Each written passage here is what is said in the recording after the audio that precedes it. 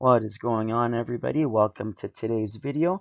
Today I want to help you improve your ability as a coach to coach in the game.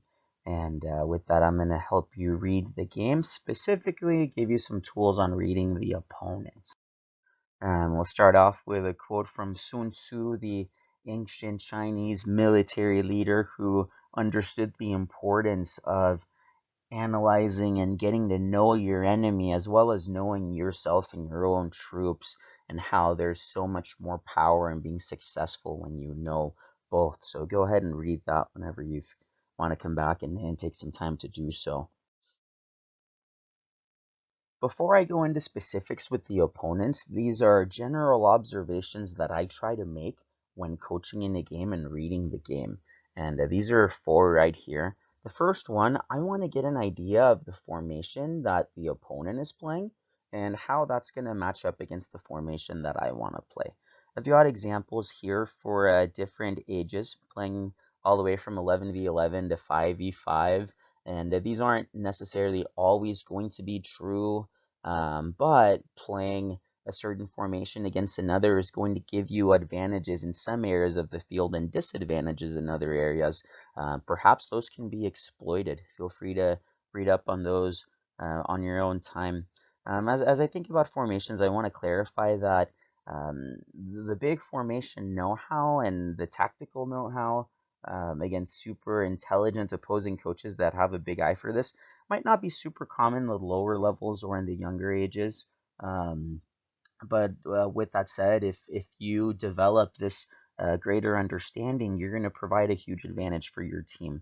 You'll be able to better read the game. You'll start to see the problems that the opponents might try to cause you. And it's going to help you then find solutions to solve those problems and hopefully win the game. So first things first, I try to figure out formations.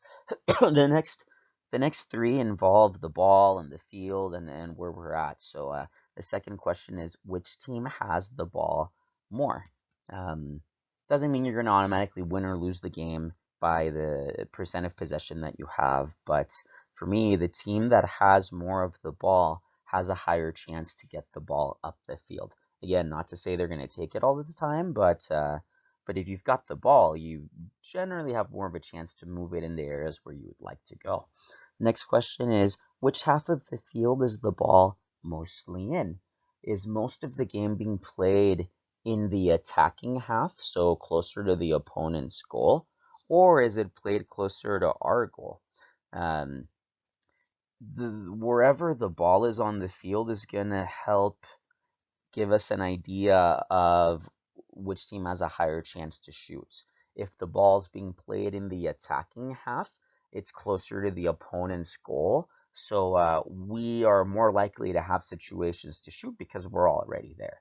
Whereas if the ball's in our half most of the game, then it's gonna be difficult for us to go higher up the field and take shots if we have a hard time getting up. And the last question is, which team is taking more and better quality shots?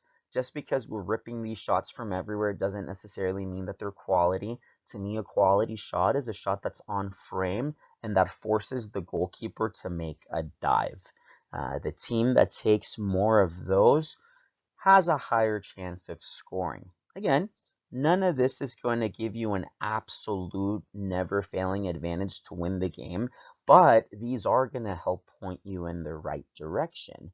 If you take 10 high quality shots compared to an opponent that takes 2 shots and one of them's kind of off and the other one's okay, they might technically still win 1-0 if they have a spectacular goalie maybe, but you're going to give yourself a higher chance to win if you're taking those higher quality shots. If you start observing that the opponent is taking more shots than you are in higher quality shots, then you can start making adjustments to hopefully help solve that problem.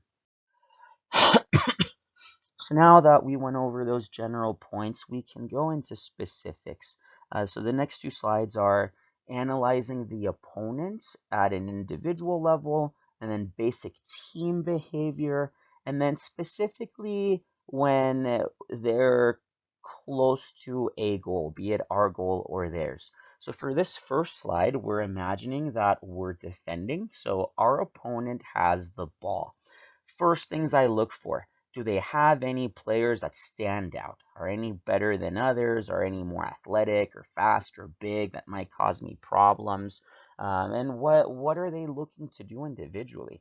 Do they have players that are predominantly dribblers and maybe don't pass as much? Or do they have players that like to pass a lot more often than they dribble? That's going to give me information through which I can then figure out how to maybe counter that problem. And then on the mental side, does my opponent have players that are okay with being aggressive, or do they shy away from contact? Do they have a couple of cutesy technical players that have a lot of FIFA street skills and like to meg and do all those cocky arrogant moves, but you touch them and they fall over and they get psyched out? Is that something where I might have an advantage later on? So that's an individual level there. And then at a group level, what are some basic things that they're looking to do to when they're attacking? Do they attack direct? Do they go straight looking for their forwards, just immediately balls in the air or through balls? Or are they the type of team that likes to build up? Maybe they build out of the back. Maybe they possess and ping the ball a little bit more. Or maybe they do both. Um, how many players are involved? Does my opponent attack with most players on the field at their disposal, or do they have certain players that doze off? Again, that's gonna give me information to know where to focus on the most to get the best out of this. And then specifically, a key area to analyze my opponent's behavior is when they're attacking. When they're attacking close to my goal or close to my box. So as they're getting over to my defensive third, how are they looking to break me down? Are they looking to get past my team through the middle, either dribbling through, combining, maybe with long balls or through balls, runs in behind? Or are they looking to attack us more on the wings? Maybe some one-on-one dribbling there with some crossing or shooting from tight angles. Or are they the type that maybe they don't want to get past us or around us, but they want to get up to a certain spot and we're facing them, but they take shots from distance? It's important to know how they're trying to break us down, how they're trying to get those goals so that we can then find solutions. Same idea on the other side of the ball. So now we have the ball and the opponent is causing us trouble, so we need to figure out how to read them and better read the game that way. So again, starting at an individual level, are they do they have any players that stand out and that defend better than others? And do those players, are they good because they pressure us really hard, quickly, immediately? Or do they sit back and wait for us to advance up to a certain point on the field to then come in and defend? Are they physical? Are they aggressive? Do they hit hard? Do they like contact? Or do they stab and poke and they're soft and easy to go around? Um, Going into a reading of the opponent at a team level, do they try to get compact and close space, or are they far apart and give me a lot of space to advance? Do they favor man marking? Do they try to take away passing lanes? Maybe they're not man marking, but they're standing between us and our teammates and limit our passing that way. Do they involve most or all of their players defensively, or do they have players that doze off and aren't involved? And then a key area as we have the ball advancing up towards their box and their goal. Where is their back line, or where's their defensive group? Where are they strong and where are they weak? Can we get past them through the middle? Again, dribbling, combining, through balls, long balls. Are they weak out wide? Maybe they're strong in the middle and they're weak out wide, so we can get up on the wings and play good crosses and get players in the box to finish off those crosses. Or maybe we have 2-on-1s outside, or figure another way to beat them that way. Or are they, do they sit back really deep to where it's hard to get behind them or to get around them with crosses? Maybe there's space in front of them from where we can take long distance shots. So again, different things to think about when reading them while we're attacking them. Application, I had this video that I wanted to show. It's one team reading the game. Well, it's one team completely destroying their opponent. They win 31-0, and at the end of the day, they were more talented, but they read their opponent really well, and they caused them problems that the opponent couldn't solve, either because they didn't have the technical know-how, or maybe you didn't know how to read them. So I owe it to you all. I can't click on the link, but I'll figure out a way to send that over to you.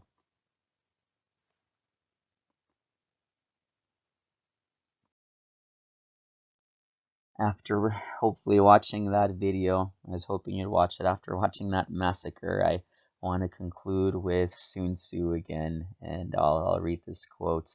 To secure ourselves against defeat lies in our own hands, but the opportunity of defeating the enemy is provided by the enemy himself. If we can improve our desire and ability to read our opponents, we are going to have a lot more information about them.